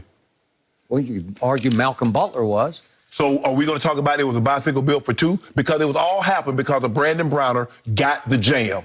Brandon Browner got the jam, and Malcolm Butler was able to get over the top. But we don't. I will give you that. You're making my case. No, okay, I'll give you that. Thank you. No. Thank you. You want to give me that. You want to give up that because you want to undermine LeBron. But LeBron, Skip, look where the man came from. They shot an air ball. LeBron was in the far right and the far left corner. And everybody else would have gave up on that play. Okay. Everybody else would have gave up on it. Okay, I just told you it's a great hustle play. I can't say it's the greatest hustle play in NBA history. Why you can't? Given the moment. Well, who knows who didn't give up on a play and ran down the court? Nobody. So I'm supposed to bless LeBron for running hard? All the other finals, I hadn't seen one. You haven't seen one. You've been watching them. I go back to 1977 watching NBA finals. I've never seen one like that. Okay, but I'm not going to award him for just playing hard. Aren't they all supposed to play hard? That's what you do with Tom Brady. I do not. You did it with Tom Brady. Hard? You talking about he made a throw. Did you see that throw? That's what he's supposed to do. He's the quarterback. You see that game-winning drive? That's what he's supposed to do. He's the quarterback. Okay, but he's won 6 out of his 7 Super Bowls with game-winning drives in the fourth quarter. Isn't that what he's supposed to do? Hold on. Isn't that what he's supposed to do? He's the quarterback. What he's supposed to do is what nobody else has ever been able to. Ain't nobody's ever done that. Have you ever seen somebody do a chase down block in a game 7 like that? Okay, but it's not even a chase down block. He just finishes it off. Chased him down, ran him down, tapped Iggy on the shoulder. Don't lay this ball up, I'm gonna block it. Okay, I want you to go on record. Did J.R. Smith have anything to do with this play? J.R. Smith did a great job. Thank you. It's a bicycle built for two. Don't do that, I'll give him equal credit. No, you don't give him no equal nothing. But the first credit goes to J.R. If J.R. doesn't make a heads-up, heady play, and without fouling, a lot of players would have just given in to that moment and just wrapped up Iguodala. But I noticed. Just wrapped him up. So are you giving Adam Vinatieri equal credit for those Super Bowl wins that he kicked the game-winning Super Bowl to Tom Brady? Are you giving him equal credit? What's harder to do, kick the field goal or complete 7 straight passes to set up the field goal? Kicking the field goal. Oh, stop it. Skip. Come on. Hold on. You got to get a snap. You got to get. Now, you done seen them guys shank it. You done saw a lot of guys shank it. Well, he's the greatest kicker ever. We all say that. So can you say my guy's the greatest player ever? What are you talking about? Go. I'll give you this. J.R. Smith made the greatest defensive play I've ever seen. So there you go. That saved the game at that point. Get LeBron his credit, Skip. Iggy was about to just flat out slam it. I won't think less of you if you give LeBron his credit. I'm not giving. I'll do bicycle build. I'll give him 1A credit. But number 1 credit goes to, the initial credit goes to J.R. Smith. I'm asking you, does Adam Vinatieri get 1A credit for the game-winning field goal? We're not talking about that. But it's a bicycle built for 2. Okay, I'll give him credit. Okay. Fine. But LeBron got the greatest block in NBA history. Says you. Everybody. It really says everybody. Everybody. And it changed the fortune. It changed the fate of our Cleveland organization. I know, but everybody is blind witnesses. No. And there are billions of blind witnesses. Well, you know what? We're going to have magic. Or, as Kevin Durant says, it's magic. Media fanboys. Magic has even said it. And that's what got KD in his feelings right now. Because KD didn't get the love and support that LeBron and Steph get. Magic said what? That's the greatest block you've seen. Okay, well, he's a Laker. He's the Laker ambassador to the world. What they got to do with him in Cleveland? LeBron is a Laker. No, he said that before the end, Skip. He did. Yes, he did. Yes, he did. Oh, yeah. Magic, no. Okay. Magic, tweet it out. Magic, I know you're watching. Yeah. All I know is what I see on the tape. The tape does not lie. I saw the man almost got 25 stitches in his head. He almost hit his head on the rim because he thought Andre might up and under. So I'm going to block it. I'm going to go up with it. Okay, my jacket a little snug. Yeah. I'm going to go up on the left side just in case, because you think you're slick, Andre Iguodala. You think you're slick. But you go up on that side, pam. But you went up on that side. Aha! The greatest player in NBA history from a defensive perspective. You know what I would have loved to have seen if there were no JR in that play, and LeBron would have been a split second late to the dunk, and it would have been a hack, foul, and one. Think about what you're saying, Skip. LeBron had to arrive at that very moment. The very moment. You say he couldn't be a split second because it had been too late. Are you saying he timed his jump? He didn't time it. He ran as fast as he could. Watch, run that back. Jam, run that back. You can see him trying to get the steps. Again? Look at him get the steps. Look at him get the steps. He get the steps right. Just in time. He got to time it. Steps right? What are you talking about? He got to get his steps. He got to line them up at the right trajectory, the right launch point. If Iguodala doesn't have to suddenly go, whoops, I got to go up and under JR here, and now I can't dunk it, I got to lay it up off the glass, there's no way he gets home. Skip, you do realize... He didn't time anything. You do realize... He got lucky. Skip, you do realize he's running. He says, I weigh 263 pounds. I'm running at about 22.4 miles per hour. I need to get these steps. I need to take off at a 32-degree angle to arrive at my destination on time. I need JR to set this up for me, and JR did. Skip, it's okay. Yet and still, all that really mattered was, what's the biggest play in this game? It's not that block, it's Kyrie's shot. Skip, everybody's talking Kyrie made a shot, but the block, that's what got Kyrie in his feelings. LeBron always needs a closer, and he had one of the greatest ever in Kyrie, and Kyrie slammed the door on Golden State. We closed it. And it would not have mattered if Steph Curry, who I continue to tell you has lived down to his reputation in playoff games, in that fourth quarter that we're watching right now, Steph Curry is going 1 of 6 from the field and 1 of 5 from three, and flipping a turnover behind his back into the fifth row. Now you blame Steph Curry for Andre getting the shot blocked. Well, I blame him for what happened. That's a home Game 7 that he should have closed the deal on, and he did not. Steph ain't bothering nobody. He burned it all. He burned the dinner. Waking up talking about, man, what I do this morning? He burned the dinner. Well, that's what he did. Skip, it's the block. It wouldn't have been The shot was great. Yeah. But I'm sorry. Yeah. What people remember. Yeah, everything you said was just sorry. We could play that back every week and have a very interesting debate every single time. I got to get me one of them bicycles. I mean, no mercy.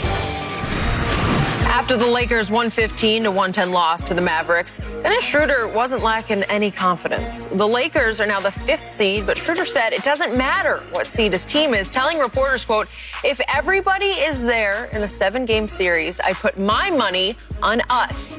Yahoo Sports senior NBA insider Chris Haynes is joining us now. Chris, is your money on the Lakers if they are healthy?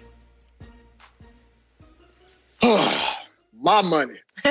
Maybe I'll put Shannon and Skip's money. I would be a little bit nervous if I'm using my own funds. But with that comment and that quote, I would have to say this year, East and West, there is no definitive front runner for the championship, for the title. So in that case, in this situation, I would personally have to go with the Los Angeles Lakers based on the fact that they've been there. They've got guys who've been to the promised land, know what it takes to compete at a high level deep into the postseason. Now, am I confident about that? No. And the reason I'm not confident about that, because look, AD and LeBron James haven't played in a while. We got AD in there, and we can tell he's sluggish. Right now, he's on a minute restriction. It's going to take time for him to get his legs up underneath him. The same with LeBron James. We're expecting LeBron James to miss all this time and then return to play, right when it's really time to ramp things up. I know LeBron James has defied all the odds when we're talking about age and athleticism, but can we really expect him to continue this on? And so that alarms me. And then there are players on that team who do believe, what the shooter is saying, that when they're back in the fold, that they will be the favorites. Now, that's fine to believe that, but I think what they have to be concerned with, make sure that they don't do, is disrespect the competition. Now, I'm not saying that they're doing that, but they got to be, Phoenix, they're not a joke. The Utah Jazz, they're not a joke. Denver Nuggets, even the Los Angeles Clippers are playing well. So we can't disrespect the competition just because you think LeBron and AD is going to be here to save them. My money would reluctantly be on the Lakers, but I'm not feeling too good about that. Yeah, health is my only concern. He said if we're back whole, basically we're back whole, and you mentioned AD's going to be on a minutes restriction for the foreseeable future, and LeBron probably is going to come back. And if he comes back, how many games going to be left, Chris? Say 4? Now, you're hoping that he can come back 4 or 5 games to play, and you're not in the play-in tournament. And then you get a week of rest, you get the rest, and now we get to go at it full throttle. But if he comes back on a minutes restriction, he plays 4 or 5 games, has to play the play-in, now you kick right back. And maybe that's what he needs. LeBron says, I play better the more I play. And so maybe that's what he needs. But I would think you would like to come in, get some reps, and get an opportunity to get your body readjusted and get acclimated. But I'm not concerned if they're healthy. I know what LeBron is capable of doing. 27, 11, and 9 on 56% shooting throughout the playoffs last year. Andre Drummond showed you what he's capable of with just AD on the court last night. Now you bring more eyes on AD, more eyes on LeBron. Drum going to feast. Drum going to average about 20 rebounds a game. Oh, yeah, Drum going to feast. And then go, James, and what I'm seeing with KCP, in that second unit, Kuz, Trez, Morris, THT, Caruso, Ben McLemore, I like where we are. All I'm saying is we just need to get whole. We need to get healthy. If the Lakers can get healthy, I fear nothing. I don't care nothing about no seeds, 10 seed, 9 seed, monster seed. Yeah. Oh, go James. He'll grow you into a championship. Okay. So I have a big question about the little man, Dennis Schroeder. What does he know about winning championships? Dennis Schroeder has how many championships? Help me out. Why are we taking that to anybody's bank, even to Chris's bank? Go ahead, you be hating on Schroeder. I'm not hating on him. He's a little man with a big chip on his shoulder. I get that. That's what we need. Does he realize the Lakers are not the same team they were 1 year ago? Better. They're not better. They are still missing the edge and physicality of Dwight and JaVale, the length of Dwight and JaVale. That's when we got Drum. You got Drum. You know what? The big penguin is a big, nice guy. That's what he is. He doesn't play with any edge. Yeah, he does. He's a big guy, and he knocks people around by accident, but not by edge. Yes. No, I'm sorry. And on defense, you're missing a Danny Green and an Avery Bradley. I realize you didn't have Avery in the bubble, but it's not the same physicality that you had a year ago. You're still ranked number 1 in defense, but you better be careful because the team in the basement is on course right now to become the most offensively efficient team in the history of basketball. I'm talking about the Clippers. They are an incredible threat that you will not even acknowledge. You're the team that shoots. You're 21st in three-point shooting and 25th in free throw shooting. The Clippers are number 1 in both. You're in trouble. No, we're not. That's going to haunt you. We were 20. Guess what, Skip? We were 21st in three-point percentage. We're 21st this year. We were 28th last year. We were 25th in free throw percentage this year. So ain't nothing changed, Skip. But you guess what you never heard, Chris? Clippers and championship. Have you ever heard anybody mention that? Even from when they was in San Diego. When was the last time you heard somebody say Clippers and championships?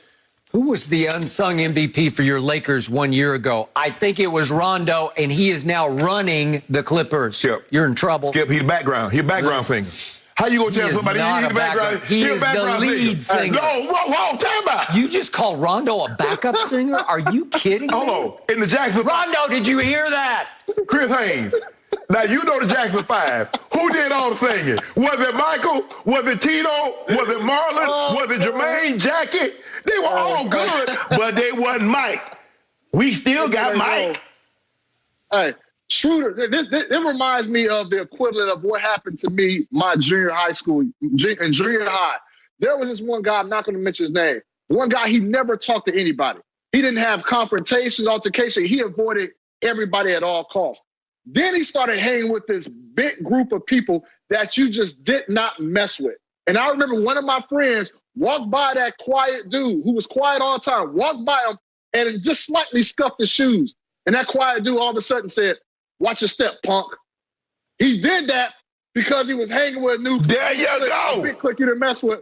That's Schroeder to what Skip has said. That's Schroeder because we're asking, like, who is he? Like, he's never won a championship. Well, when you got LeBron and AD, you can talk that smack. And look, he practiced with these guys. He knows LeBron's resume. So you come out with a little bit more clout. You come out with a little more clout, a little more confidence, and you feel like he updated it. But I will add, I will be concerned, Schroeder, because you haven't done that. This team has orchestrated, as to Skip's point, Rondo was a key part to them getting the title down the stretch. Dwight Howard, JaVale McGee, Schroeder, this isn't the same team. And so, look, I admire the fact that he's confident, and you should be when you got that 4-time MVP over there. But, you guys haven't accomplished anything yet. Guess what? Dwight Howard hadn't accomplished anything. And you mean to tell me Drum won a championship last year? Yeah, exactly. Had he won one before? Are you telling me? Was he not instrumental for you last year? Let me ask you a question. Yes, he was. As a player right now, is Dwight Howard better than Drummond, Chris? Look, I'll say this. They're different. They have different ball games for sure. Dwight fit. I don't want to answer that right now, Shannon. The reason why I don't like overall, I think we would say as a talent, Andre Drummond is better. But the right fit and the right need, like when the Lakers start progressing in the postseason, if it gets to this point, they may have to face Rudy Gobert. They may have to face Joker. Got it.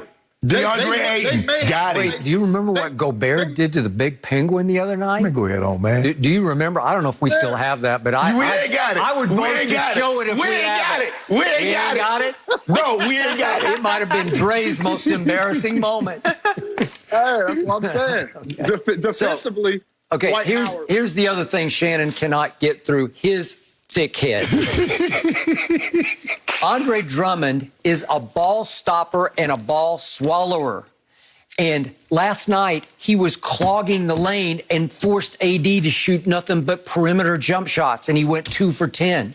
There's no room inside anymore for either LeBron or AD because the big penguin has to be the big lane blocker. He goes inside, and he was a high usage rate player in Cleveland. He ranked 14th in the league in usage rate because you got to dump it into him and let him try to operate in the lane. You like that? Hold on, time out. You mean to tell me this man gonna give me 20 rebounds and I can't give him 2 chances down?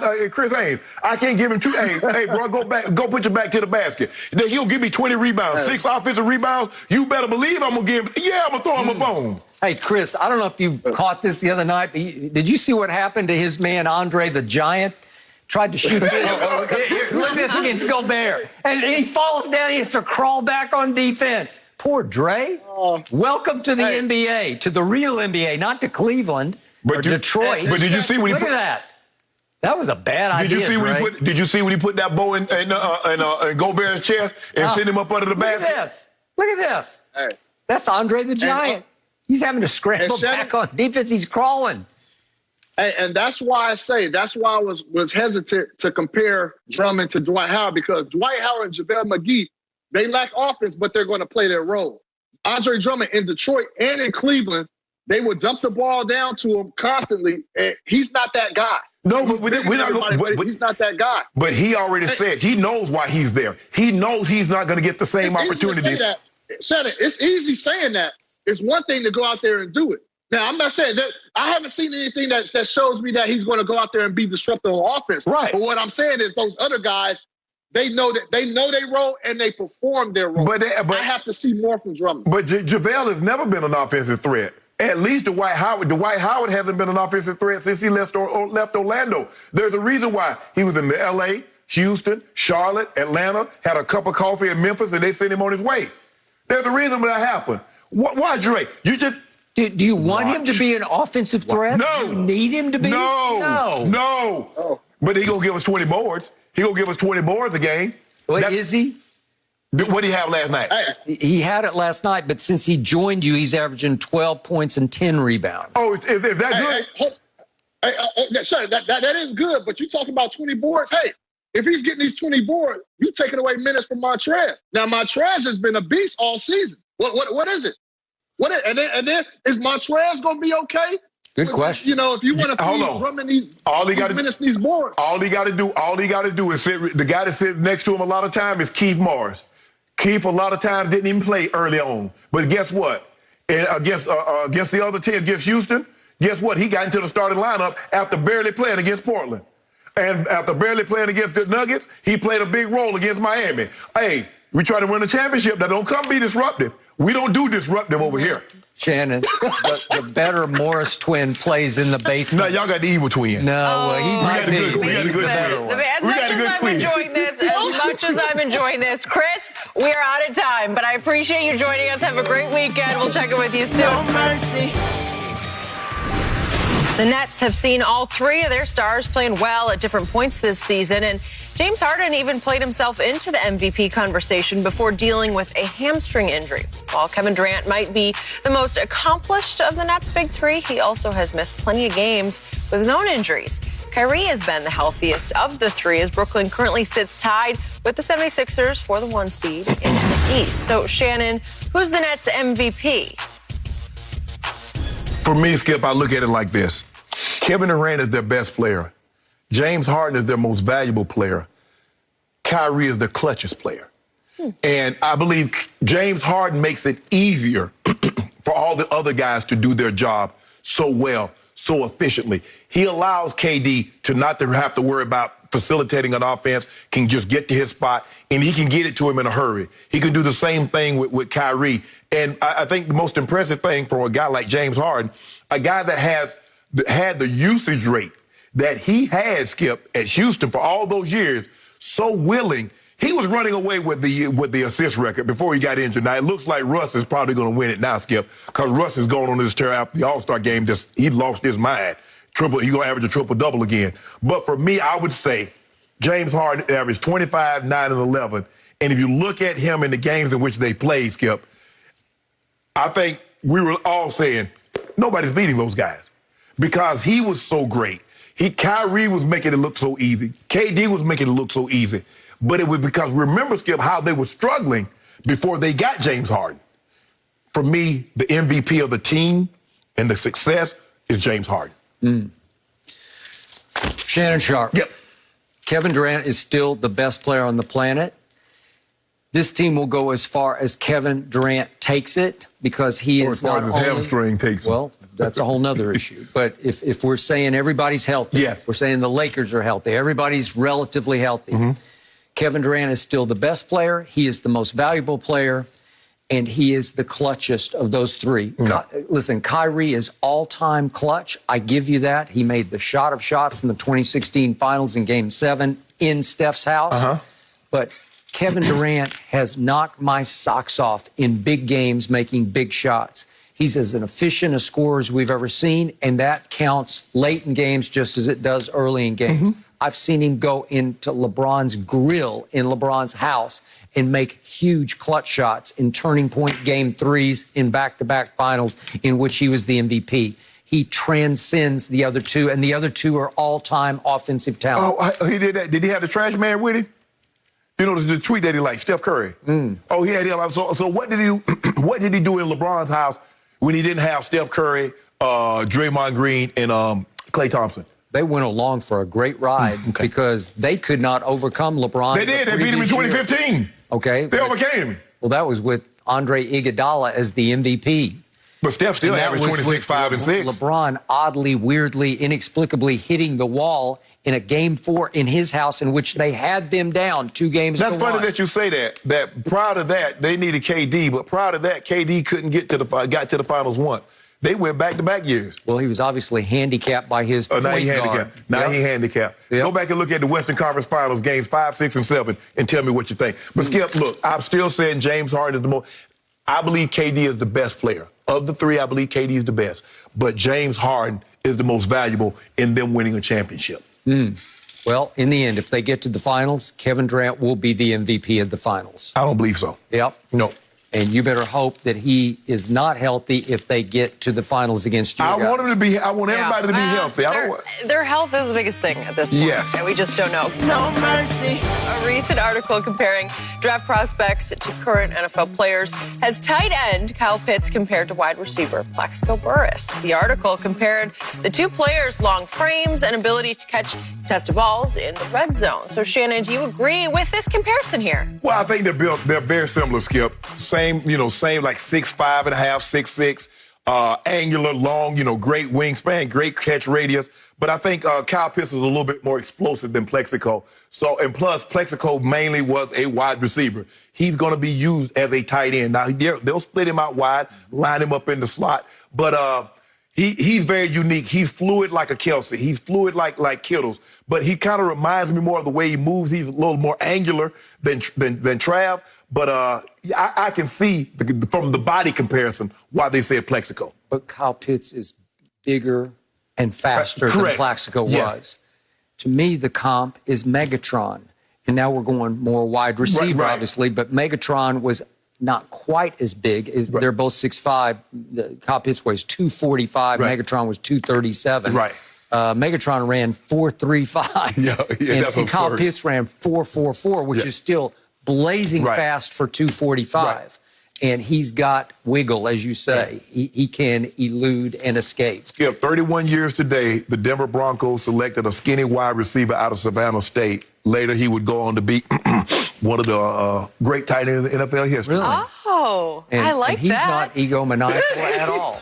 We also selected Steve Atwater and Terrell Davis on the Bears. Guys, we're back Monday, same time. The Herd is on now. Have a great weekend.